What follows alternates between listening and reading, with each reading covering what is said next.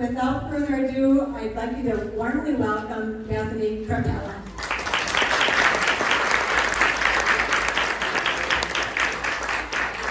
Thank you, Joan. As she mentioned, we met in Phoenix, and it was just one of those things that I think we had this connection, and there was a reason why we had to meet, right? And here, this could be it. So I just am curious, a show of hands, who else was in Phoenix at the, okay, great. Well, it was really fun. So At the what? We don't know what you're talking about. Oh, I'm so sorry. At the triennial Women of the ELCA gathering, the gathering in Phoenix. So what else is it called? The Just Love triennial thing. Okay, so the next one, it's what, two years away? 2026 in Des Moines, Iowa. So not too far, great shopping, beautiful weather. Come on. But again, so my name is Bethany, and I live in Minneapolis, but am a native of Eau Claire, Wisconsin. Anyone else from Wisconsin? Anyone? Been there. Oh, we heard about that at dinner last night. We won't talk about that. But no, so I grew up. We need to see your slideshow. Oh, gotcha. Yeah. Just real quickly, I grew up the daughter of two teachers. Anyone else? Okay. My father was actually a farm kid from southwestern Minnesota, but he was the youngest, so he kind of lost the opportunity to be, in charge of the family farm, but he decided to go off to the Army, ended up getting college paid for. He was the first one in his family of 5 to graduate from high school, Jeffers, Minnesota, and ended up going on to get a PhD in mathematics and was a professor at UW Eau Claire. My mother was from the Iron Range of Minnesota, the daughter of Finnish immigrants, the youngest of 11 children. And she went on to college. She was born in 1936. But actually, most of her siblings, including her sisters, went to college. Her parents, as Finnish immigrants, had to come and learn the language. My grandfather started a mercantile in Sparta, Minnesota. And they were not educated in a traditional sense, but they knew the power of education for their children's future. So my mother went to UMD in Duluth, Minnesota, became an elementary teacher, started getting really active in the Twin Cities single scene, which was happening at Central Lutheran Church downtown. And my dad had been filling in for a professor at Hamline University, and they met, and you know the rest of the story, so here I am. And I have 2 older sisters, but anyway, so grew up in a home of educators. And with my family, it was never a, where are you going to college? Or not, if you're going to college, it's where are you going to college? It was just, that I grew up with, that was just the expectation, right? It was never a, graduating from high school? Hello, can you imagine me, the daughter of a teacher and a professor, if I was just like, Mom, Dad, I'm gonna drop out of high school and go join the circus, or I don't know, but okay, that's not a conversation that we have here in the United States, right? Girls and boys alike, you expect them pretty much to finish school. Some it might be in a non-traditional sense, it might be they get a GED or have some other life thing happen, but eventually, kind of, there's like a certain level of expectation that people pretty much go through school through grade 12, right? I'm not going too far. But this is not always the case around the world, especially for women and girls. So what I'm going to do with the next, here we go, 20 minutes or so, is give you a broad overview of my ministry. And for many of you, this may be the first time you've ever heard of Lutheran Partners in Global Ministry. If this is the first time you've heard of LPGM, raise your hand, don't be shy. I am so glad to have the opportunity to be here to share who we are and what we do through our partners and through God. Because we're a really small nonprofit. really small. We have 4 people on our staff in Minneapolis, and our goal is to tell the story of our partners so we can increase awareness of some of the issues going on with our brothers and especially our sisters around the world, with how hard it is for them because they are not guaranteed the opportunity to pursue an education. And I want to tell you how you can get involved. Yes, this is not a they problem, this is an us thing. We are part of the body of Christ. We are all able to help each other, learn from each other, encourage one another, and to be the hands and feet of Jesus to our neighbors nearby and far away. So, with that, I am going to start. I'm not going to bore you, I hope, with a lot of statistics. I may bore you with other things, but not statistics. Anyway, but I do have a couple stories to share and also a video. But first, just a general overview. LPGM is considered an independent Lutheran ministry, which means we are not specifically affiliated with ELCA, WELS, LCMS, etc. We're pan-Lutheran, okay? So we don't get funding from a lot of specific church bodies. We do get grants from a lot of ELCA churches, including a few here. So thank you. I know Hillsborough in the house. Where's Hillsborough? And yay! Okay, I talked with you this morning. But we were founded by an ELCA couple, which will be in our video a bit later. We were founded in 1995 out of a tragedy, which will also be mentioned in the video. And our offices are in a first-ring suburb of Minneapolis called Edina. Our offices are very simple. Edina kind of denotes luxury. Our offices are not luxurious at all, but our copier is really nice. But that's about. No, it's a nice office, but it's just a great functional space for our little team of 4. Anyway,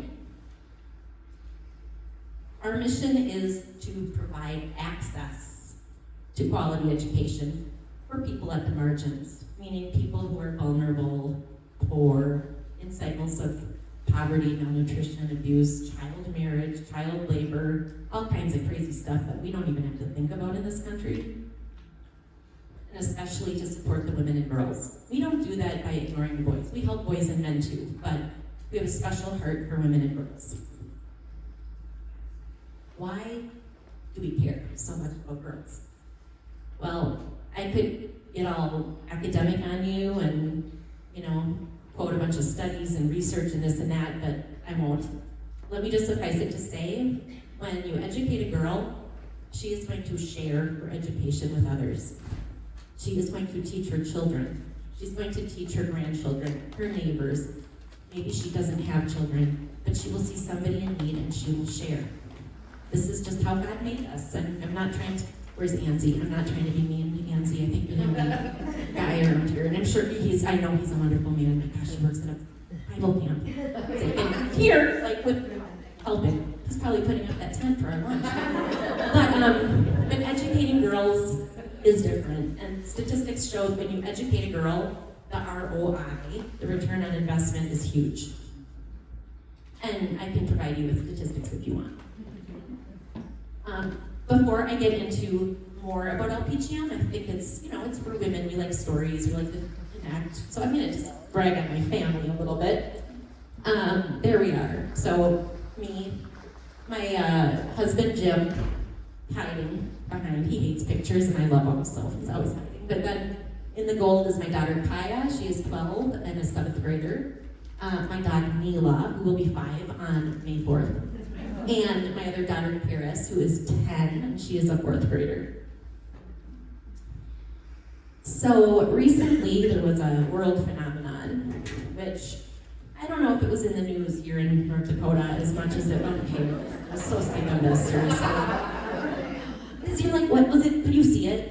No. Was it cloudy? Yes. Did you think you might have seen it? No. You're like, we're not in the path of totality, right? Did anyone go out and actually buy these things? I bought Okay, these I actually had left over from 2017 and I found them on top of my refrigerator. Oh, thank God I didn't throw those away. Back then I didn't know you could recycle them, but I'm like, okay, I had 4 pair of these. I'm like, oh, yay, one for every family member.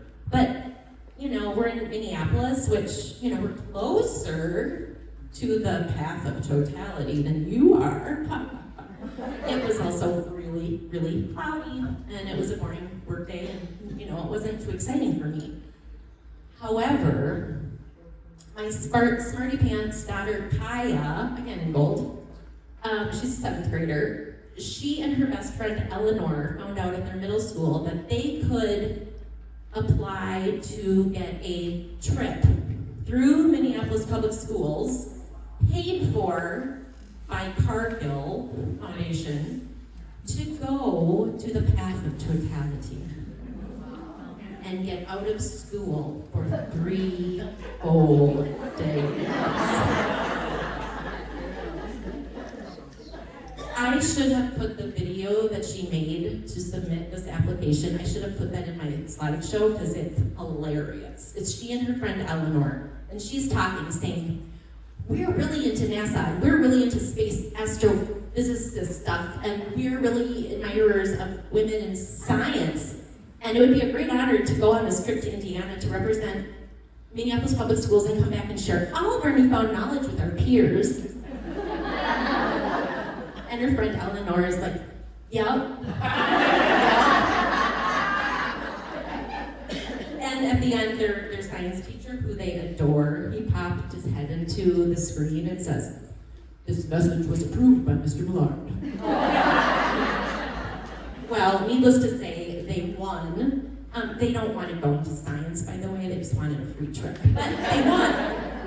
And my husband, Jim, got to be the lucky chaperone. So it was actually 19 students from Minneapolis, middle school aged, and a chaperone each, went on a coach bus ride through Milwaukee. They got to go to a museum, they went to Chicago, got to go to a museum, spend the night in Chicago. Then they drove the bus more to East Peoria, Illinois, where they got 2 nights at a hotel with a pool. All their food was paid for. A lot of Jimmy John's. Anyway, but the day of the eclipse came, and I'm at home with my other daughter, Karis, and I'm thinking, oh dear God, what if the weather is bad? And they traveled all this way, she's missing school. I even bought my husband this dorky science magazine about how to prepare for the eclipse. He actually read it, I was impressed. But look, the day came, they took the bus from East Peoria into southern Indiana. It was 3.5 hours longer to get to this path of totality. But they got to set up in a farm field. Some people that just had land, like a hobby farm, they turned themselves into the eclipse campground. Hello, it was brilliant. But they had all these kids, and it was sunny. Look at that. So, I started getting pictures like this early in the day on April 8th, and I'm like, yes, it's sunny, they're actually gonna see something. And they did. And it was life-changing for them.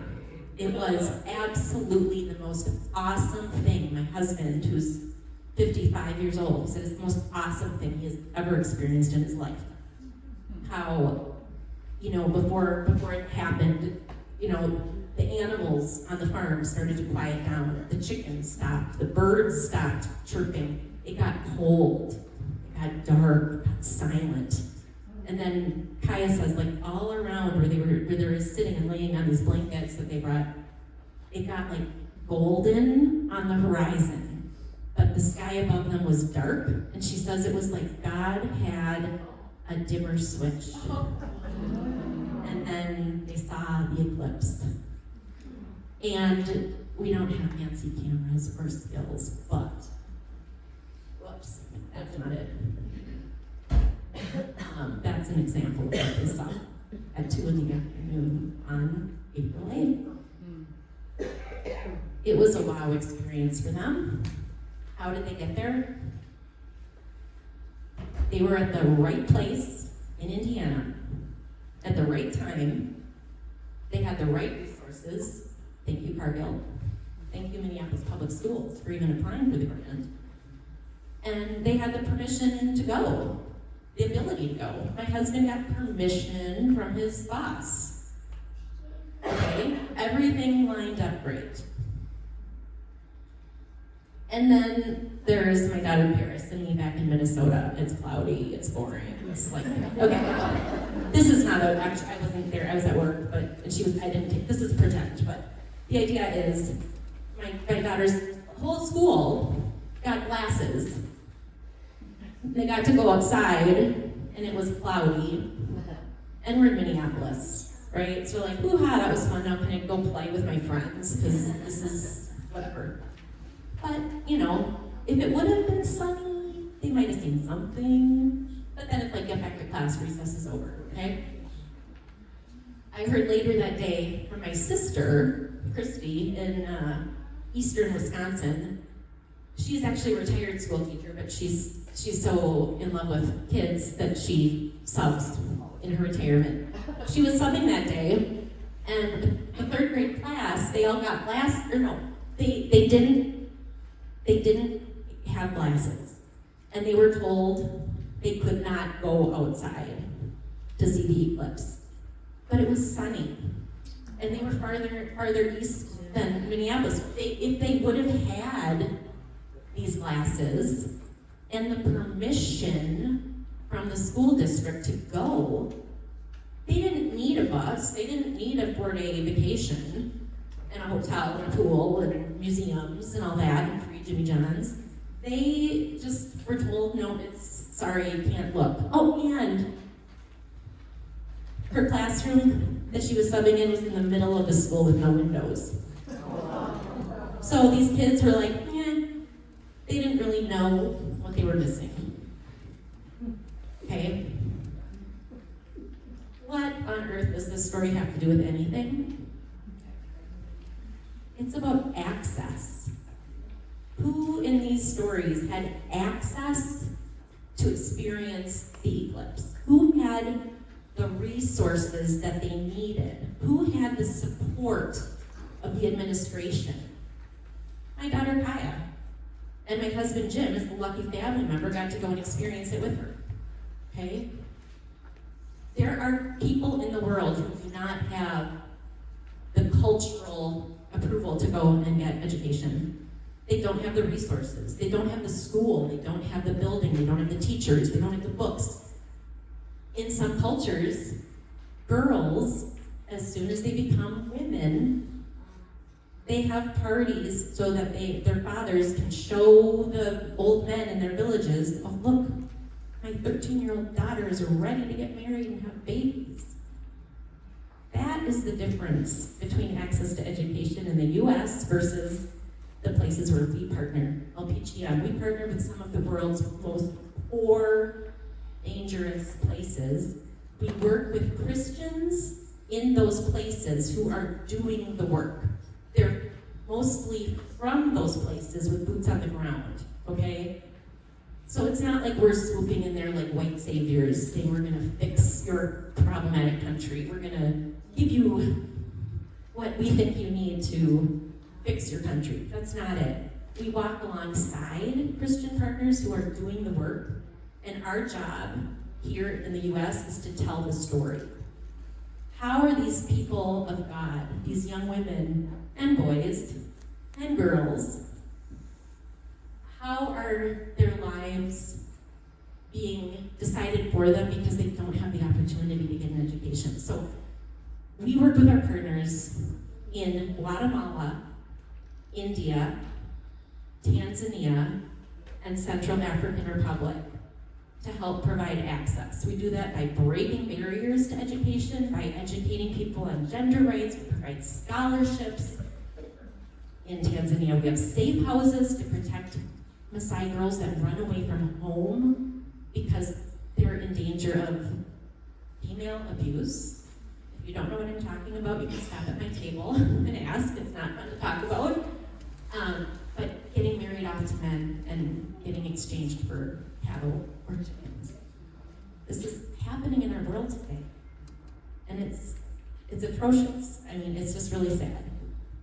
So, rather than give you too much detail, I think what I will do now is pause to show you a short video, which I'm hoping it works. Nancy, do I click anything special? I think you can click again. One more click. Okay, one more click. No. It's only a 3-minute video. Let me check. But if it doesn't work, I can give you the URL and watch it.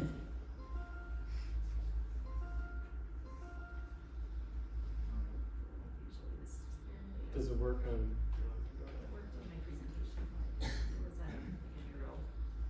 Anyway, we made this video a few years back when I was sort of new on staff as a way to kind of just honor our 25-year anniversary. And so it gives a broad overview, and it also focuses on and shows our founders, Gordon and Betty Olson, sharing the story of how LPGM began. Back in 1991, they had their son, Tim Olson, graduated from St. Olaf College in Northville, Minnesota, and he was an amazing artist with aspirations to be an architect of churches. He was accepted into the Harvard School of Design, but he wanted to take a year off to do travel and service and contemplate going into the ministry himself. He had the opportunity to oversee a church build project in Bethany, Central African Republic. And it was while he was there that he was killed by bandits. Just a total senseless thing. And here we go.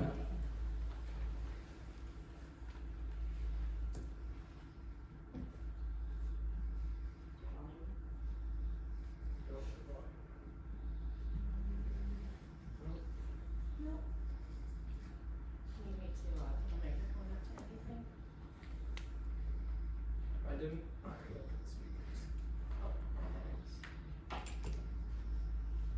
Almost there. And I know a couple of you remember hearing Gordon and Betty speak. They, in the early days, traveled far and wide telling the story of their son's murder. And that was really planting the seeds for the ministry to get people like you to be aware of the needs around the world. And it's amazing to see how it's grown since its founding in 1995. Or not. We can almost there. You know, it started just with no sound. Oh, I don't know. That sad face. Oh, no, my internet's not working. How about this? I will just keep talking, and then when it starts, I will pause. Is that fair? It's there. That's working. It's working.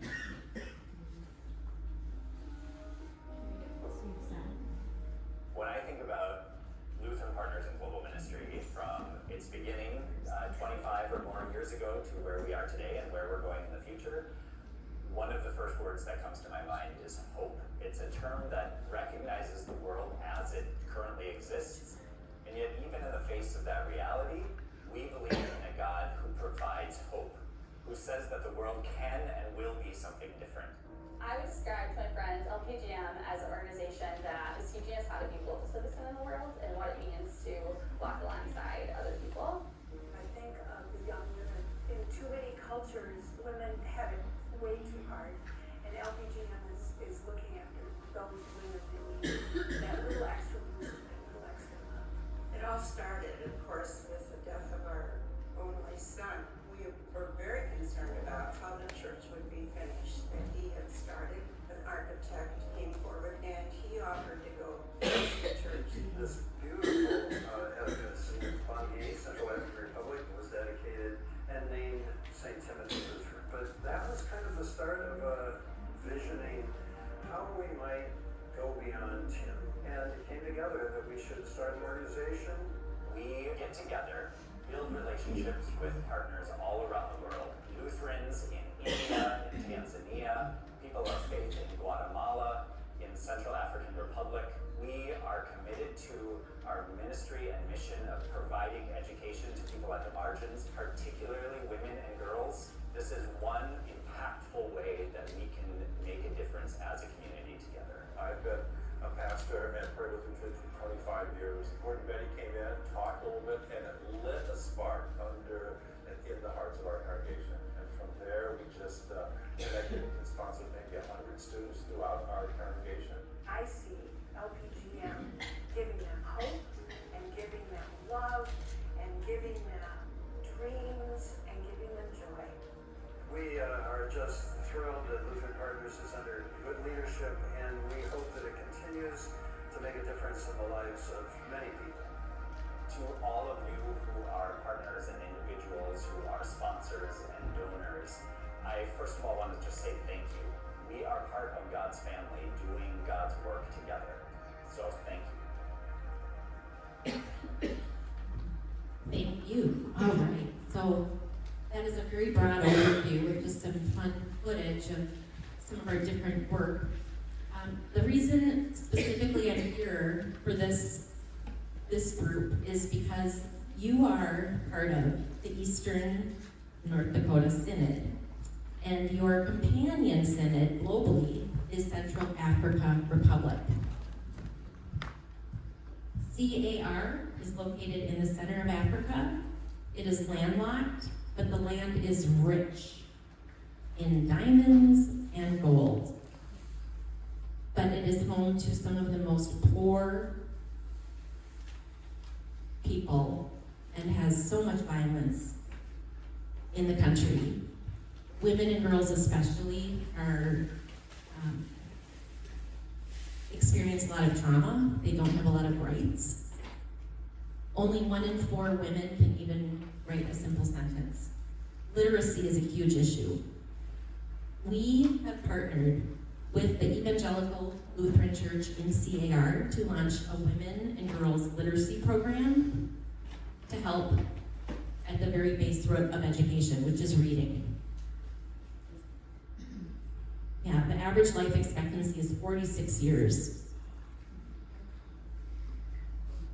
About half of the population of CAR has been displaced since 2006 due to political coups and rebels and just a lot of senseless murders. Here's some of the children.